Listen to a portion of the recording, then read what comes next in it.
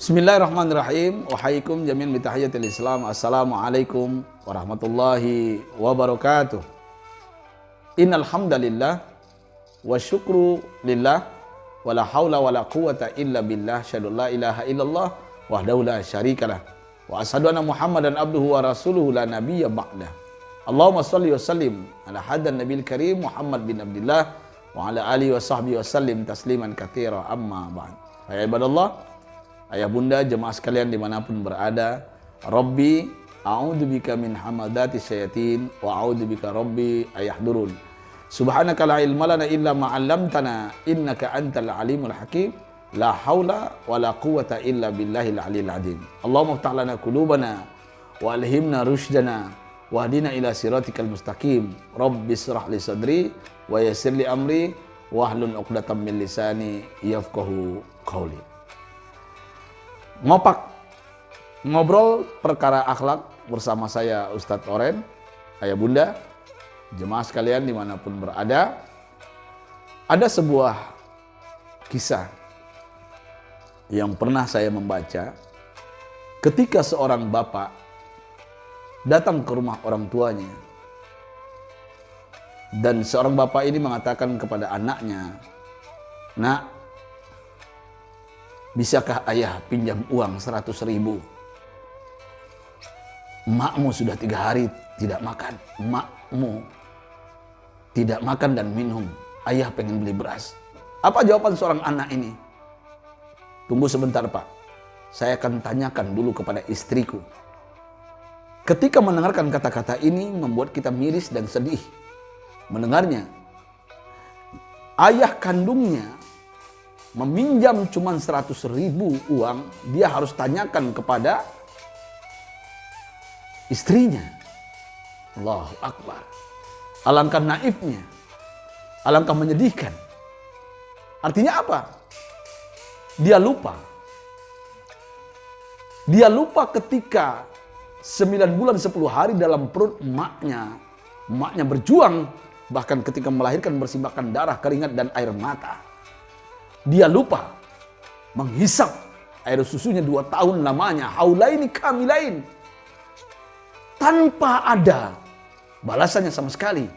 Hanya gara-gara uang 100.000 dia harus tanya kepada istrinya. Ketika dia melihat tong sampah ada susu anaknya, sehari 50.000 untuk minum anaknya.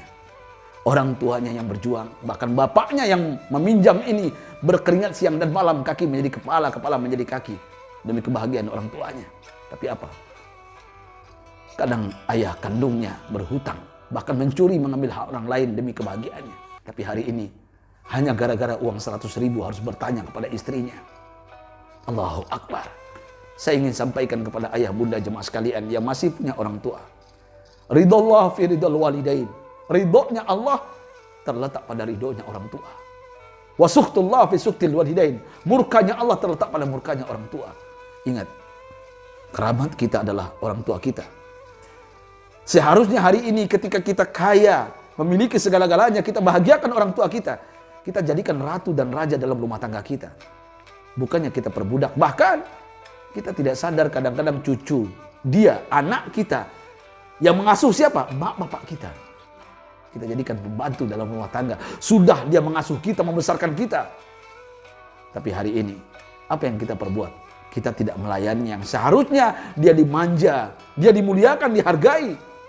Tapi realita kenyataannya banyak hari ini rumah tangga menjadikan orang tuanya budak, pembantu dalam rumah tangga. Naudzubillah, summa naudzubillah. Saya ingin berpesan dalam kajian ngopak, ngobrol perkara akhlak ini. Ayah bunda jemaah sekalian dimanapun berada, layani orang tuamu, ini haknya. Al-khidmatu in ihtaja. Berikan pelayanan yang terbaik kepada orang tuamu ketika dia minta pelayanan. Ini haknya. Jangan abaikan. Jangan abaikan. Kenapa? Rezeki kita tidak lancar, hutang kita bertambah karena kita tidak menghargai, memuliakan orang tua kita. Kenapa jodoh kita susah? Karena kita tidak minta restu kepada orang tua kita.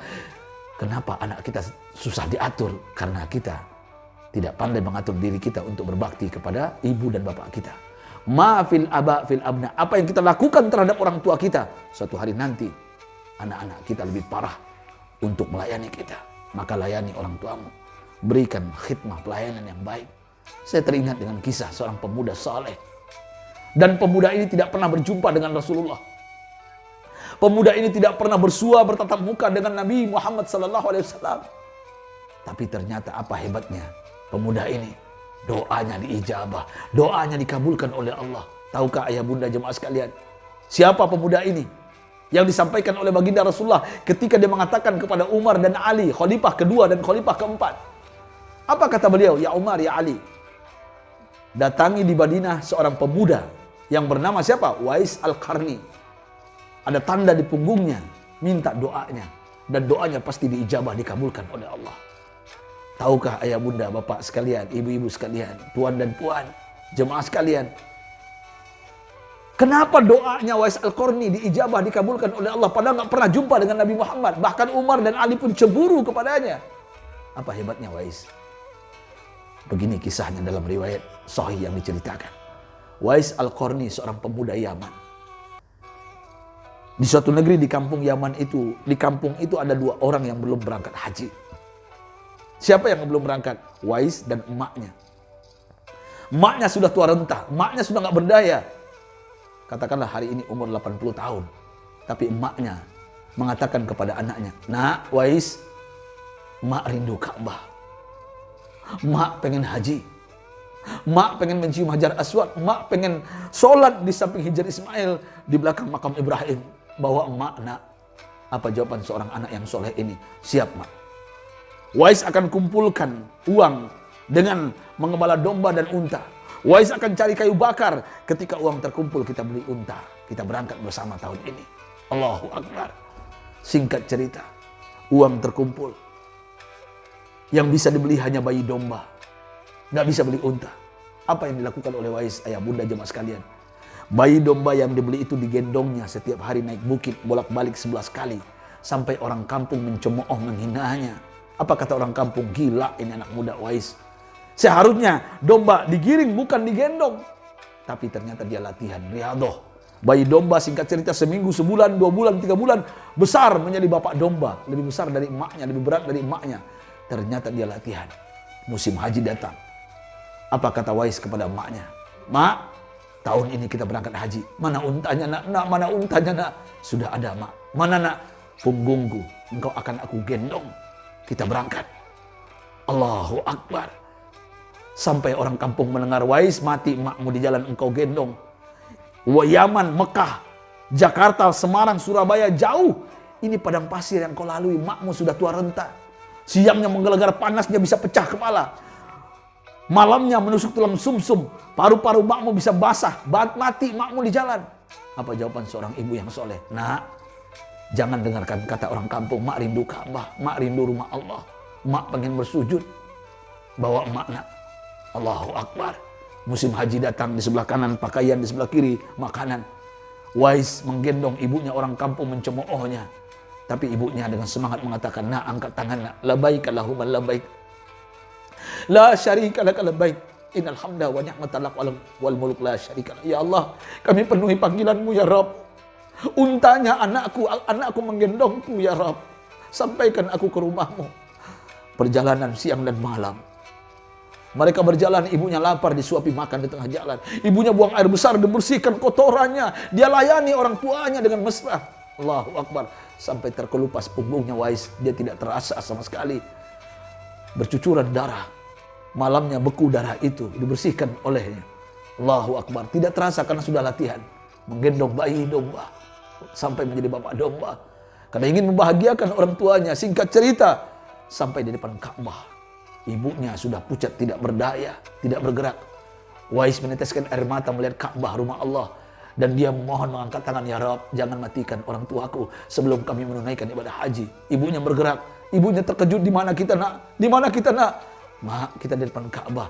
Allahu Akbar. Nak, bawa mak tawaf nak. Bawa mak tawaf nak. Akhirnya mereka tawaf. Labaik Allahumma labaik. La syarika laka labaik innal hamda wa ni'mata lak wal mulk la syarika lak. Ya Allah, kami penuhi panggilanmu ya Rabb. Anakku membawa aku ya Allah.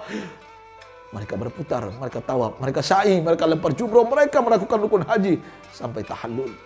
Ibunya menatap wajah anaknya, pucat, penat, letih, dipegang pipi anaknya dengan air mata kebahagiaan. Nah, Wais, mak bahagia. Kau layani emak dari Yaman ke Mekah. Emak bahagia bisa selesai menunaikan ibadah haji. Engkau gendong emak dengan punggungmu. Emak bahagia nak. Terima kasih nak. Emak ikhlas kalau setelah haji ini emak meninggal. Emak ikhlas. Apa jawaban seorang anak yang soleh? Enggak emak. Emak akan bersama Wais. Kita akan bersama. Pertanyaannya ayah bunda jemaah sekalian. Sudahkah kita menggendong ibu bapak kita? Sudahkah kita menyuapi mak bapak kita? Sudahkah kita memberikan yang terbaik, membersihkan kotorannya? Sudahkah kita berniat untuk menaikkan haji dengan menabung? Gak usah haji, umroh, mengumrohkannya. Ayah bunda, jemaah sekalian dimanapun berada, kembalilah pulang. Kalau seandainya tidak boleh pulang hari ini karena wabah virus, telepon video call orang tuamu, katakan aku mencintai mak, aku mencintai bapak, aku menabung untuk umroh bapak dan ibu sebelum ajal menjemput. Aku ingin bahagiakan orang tuamu, layani orang tuamu.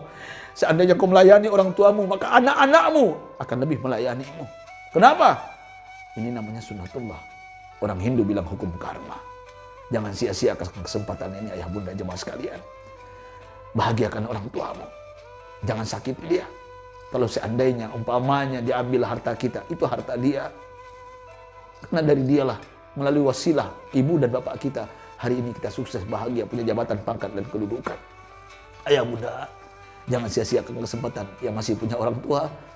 Bahagialah kalian, saya sudah tidak punya bapak saya dan tidak sempat untuk mencium tangannya.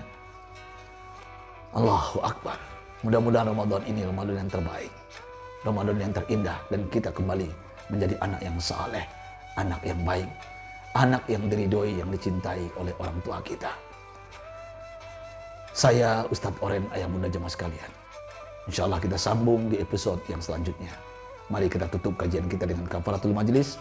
Subhanakallahumma bihamdika, asyhadu la ilaha illa anta, astaghfiruka wa atubu ilaik. Billahi taufiq wal hidayah. Assalamualaikum warahmatullahi wabarakatuh.